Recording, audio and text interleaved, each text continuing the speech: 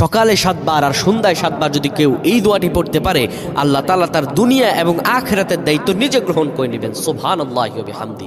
আমার রাসূলুল্লাহ সাল্লাল্লাহু আলাইহি ওয়াসাল্লাম কখনো এই দোয়া ছেড়ে দিতেন না। এটি কোনো আলেম দিনটা ছেড়ে দেন না।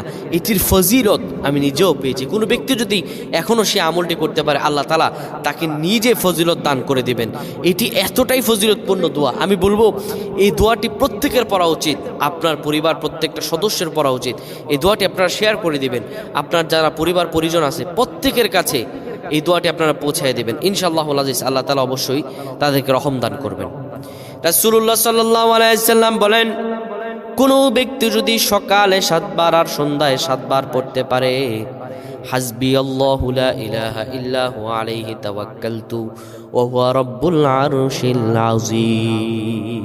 হাদিস আবু দাউদের 321 নম্বর হাদিস।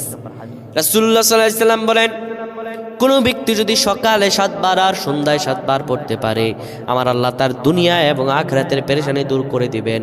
আল্লাহ তাকে এত পরিমাণে রিজিক দান করবেন, ওই ব্যক্তি কল্পনাও করতে পারবে না। সুবহানাল্লাহ।